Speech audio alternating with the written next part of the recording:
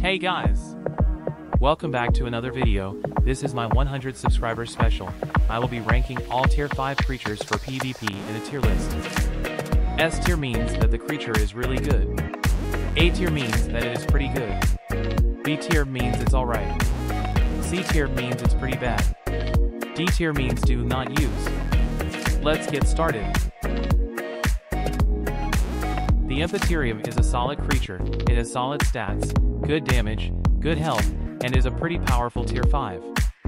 I'd rank it in medium A tier. The Oxidazan is also alright. It has good stats along with shock area, which can disable flyers. I'd rank it in low A tier. The Pastegon, on the other hand, is great. It has high damage, high health, high weight, and also has the Unbridled Rage ability. This easily goes into high A tier. The Sanctor creature is really mid. All the T5 flyers are kind of bad. Sanctor has low weight and low health, but decent damage, which earns it in B tier. Luzadarch was pretty good before the Recode, but now, it is pretty bad. There is way better options, so it goes in mid C tier. Celeritas is also a pretty horrible tier 5 flyer. It goes into D tier, nothing else to say.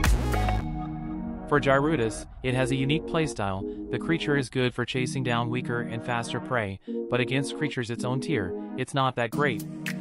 I'd say it goes in B tier. Novice Warden is horrible after the nerf. It earns itself low D tier. Now this might have different opinions, but personally, I think Cabarates goes into high S tier. It has immense weight, health, and damage. It also has a lot of injury, grab, wing shred, so whatever creature gets hit is basically doomed. The Cabarates is also a semi-aquatic, meaning it can survive way easier. The Parahyxilian is one of the better T5 flyers, so this earns it in B tier.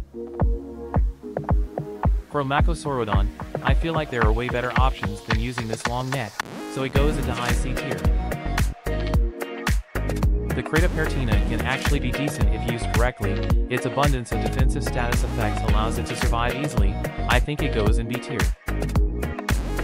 Karathos is a popular and good creature. It has a wide arsenal of weapons that can help it survive and take down a lot of creatures, but it has certain weaknesses unlike the Cabarates, so I think it goes in high A tier. The Kindle was one of the best creatures back in the early days. It still remains decent for KOSing and can be good if used correctly. It has high damage and weight, which earns it a solid A tier.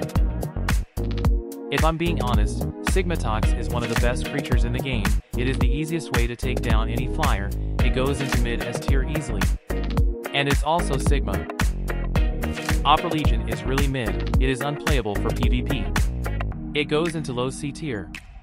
Araku, on the other hand, is one of the best aquatic creatures for KOSing. It does so much damage, has grab, and harden, easily earns itself in high A tier.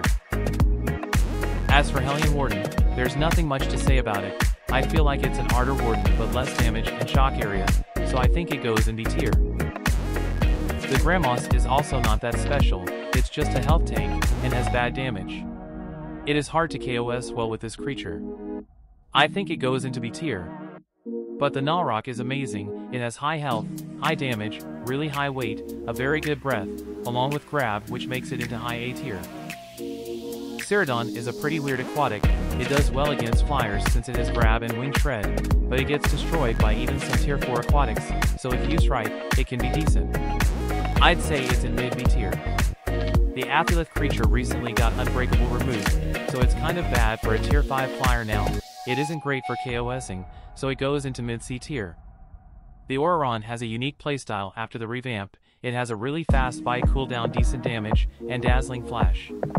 It can be decent when used correctly, so it goes in high B tier. It is pretty obvious that Hygos goes in A tier. It has so much damage and is great for KOSing. Turgeon is so underrated. It easily goes in A tier because it has so many defensive status effects that basically allow it to not die. It also has good damage, high HP, and grab. Volnwarv is an okay creature. It is definitely not the best, but not a bad choice for KOSing or PvPing either, so it goes in mid B tier. Like Volnwarv, Geb80 is also going in mid B tier. It has nothing bad about it, but nothing that makes it stand out, and there's generally way better options for PvPing.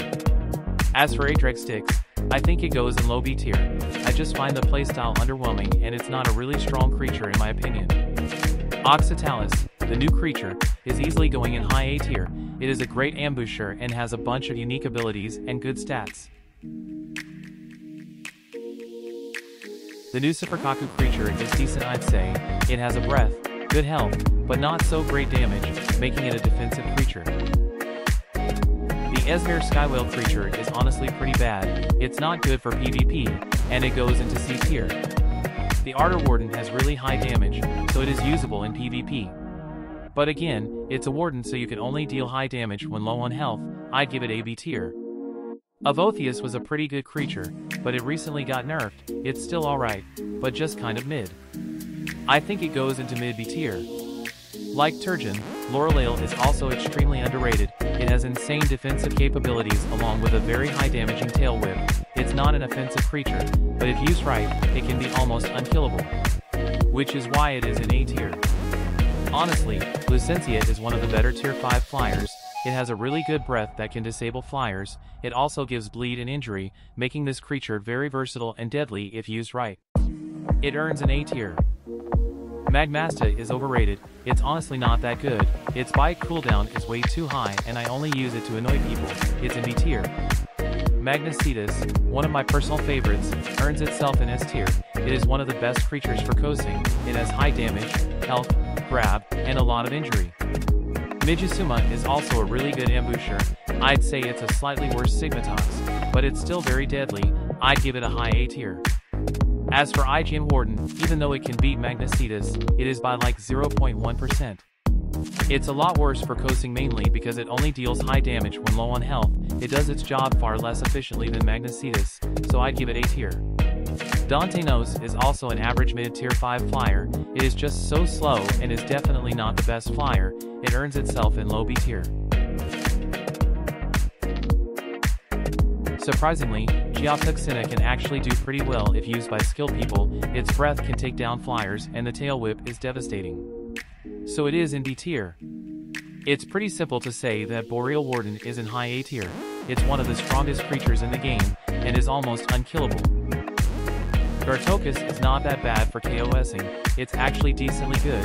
Its Fortify is really useful, and it has high damage. The only problem I have is the long tail and high bite cooldown, but it's good enough to be an A tier.